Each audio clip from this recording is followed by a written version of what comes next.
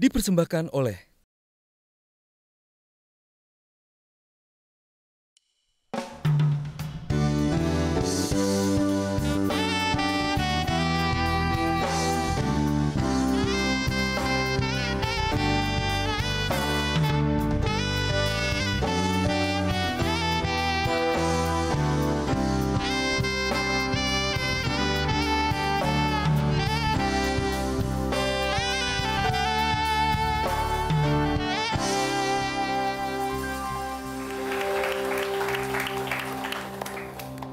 masih di Indonesia, ide untuk Indonesia. Masih tadi kan Mas Happy sempat cerita, Mbak Happy tetap cerita juga tentang bagaimana isi perjuangan dari seorang Amir Hamzah dan keadaan situasi setting pada saat itu. Sebenarnya setiap masa di Indonesia nampaknya ada hal yang selalu sama dalam setiap zamannya itu. Ya. Antara karakter masyarakatnya yang katanya ramah tamah, sopan santun, tapi sekarang kita terbukti bahwa kondisi kenyataan kadang-kadang meledak-ledak, apalagi dalam dunia yang tidak tampak siapa manusianya, artinya dengan di dunia maya itu siapa namanya kita nggak jelas. Nah, ketika melihat karakter seperti itu, apakah ini yang membuat kita mudah dipecah belah oleh Belanda? Kalau dari ceritanya Amir Hamzah dan diperjuangkan Amir Hamzah pada saat itu. Iya, politik pecah belah itu berhasil dilakukan Belanda karena pada masa itu karakter kebangsaan kita belum lagi tumbuh secara kuat. Kita sebagai bangsa itu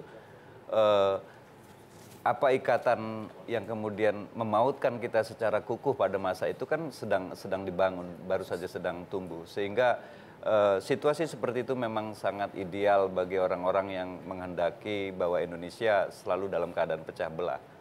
Nah, kemudian waktu berjalan dan sebagai bangsa kita mencoba menemukan nilai bersama yang bisa kita hayati bersama sebagai bangsa Indonesia.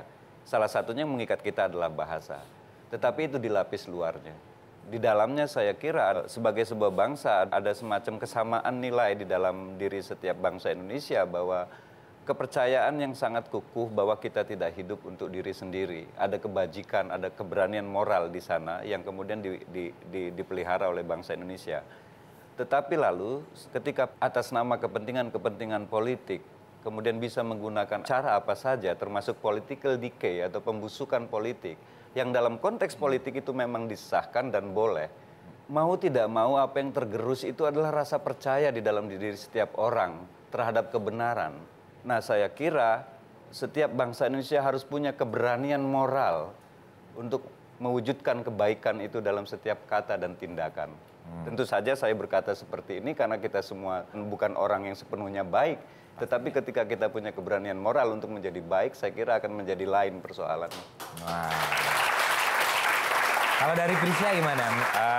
Lihat cerita itu, lalu kondisi Indonesia saat ini, apa yang bisa ditarik semangatnya, apa yang bisa dipelajari dan menjadi inspirasi, kira-kira apa sih yang harus dibenahi kita? Mau nambahin KI sedikit ya, mungkin waktu itu kan memang bergejolak karena ya itu ibarat pohon tuh kita baru mau tumbuh, pasti ada aja kan. Apa bakal tumbuh subur nggak, apakah bakal berbuah atau apa gitu, konflik kayak pupuk apa yang harus dikasih, mungkin pupuk ini malah bisa mematikan gitu.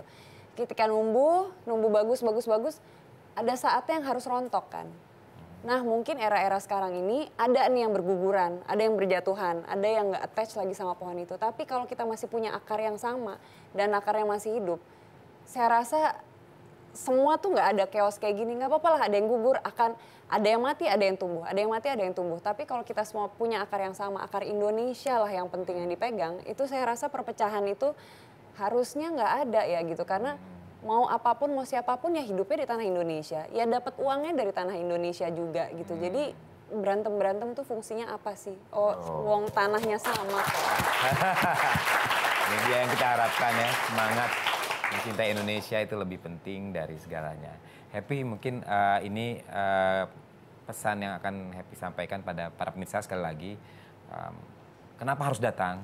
Kedua, harganya berapa? Jadi kalau misalnya masih ada waktu, ada yang bisa masih ngumpulin jajannya. Ya, jangan ketakutan dulu ya. Untuk bisa beli tiketnya ya. Nah, pertunjukan ini saya rasa ketika orang nonton akan menimbulkan rasa cinta yang begitu dalam kepada bangsa ini, juga kepada diri sendiri. Bangsa ini itu dalam arti gini, ya ampun Indonesia tuh merdeka tuh berarti nggak segampang itu ya, udah merdeka aja juga banyak sekali tantangan. Aduh sayang banget sih kita sekarang tidak di dalam situasi seberat itu kalau menyanyiakan. Tapi di sisi lain, aduh kok kita seperti Kak Isa dibilang, apa susahnya sih memaafkan? Dan kenapa ya kita tuh selalu memikirkan diri sendiri, makanya tidak bisa mencintai orang lain dan diri kita dengan tulus. Nah, itu semua nanti bisa didapat di dalam pertunjukan ini saya rasa. Ada satu kata liriknya Tahura juga, betapa susahnya mencintai, betapa mudahnya membenci. Itu kayaknya perwakilan sekarang gitu. Wah. Itu gampang banget nih. Iya, cintanya yang susah ya.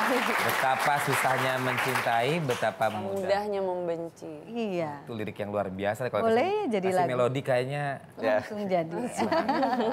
Jadi sayang banget kalau kesempatan pertunjukan ini terlewat. Pertunjukannya hanya 2 hari saja. Naskah dan sampai terjadinya ini melalui proses 2 tahun lebih. Harga tiketnya paling mahal adalah 600.000, paling murah ada 250.000. Oh, masih itu bisa tidak. lah. Kalau melihat bagaimana mereka berdedikasi kepada profesinya, lulusan-lulusan sekolah seni, lulusan sekolah teater, bagaimana mereka berinvestasi kepada ilmu yang mereka dapat, bisa juga kalian saksikan di dalam pertunjukan ini gitu. Jadi mereka yang bersungguh-sungguh juga gitu. Itu kenapa saya memberikan juga value dan harga juga yang tinggi untuk teman-teman agar ekosistem seni pertunjukan di Indonesia ini tumbuh. Dan kita mengapresiasi profesi, dengan kita menghargai profesi kita, berarti kita akan maju gitu. Industrinya akan tumbuh. Luar biasa banget. Mungkin Tiketnya masih ada kok. apa? Tiketnya masih ada. Nah, jadi Mbak Happy ini antara produser dan marketing Dan iya. luar biasa nih. Dan saya calo tiket juga sebetulnya. Dan akhirnya saya Yofi Widianto, Happy Salma, Prisia Nasution, Mbak Ung dan juga Mbak Is undur diri. Cinta budaya, cinta Indonesia.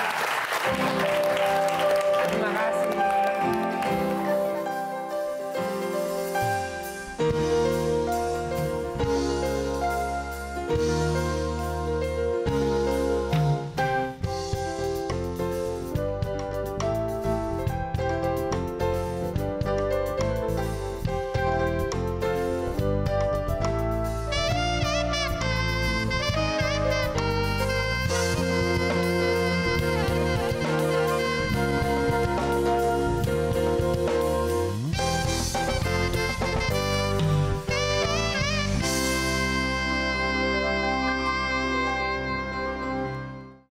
Dipersembahkan oleh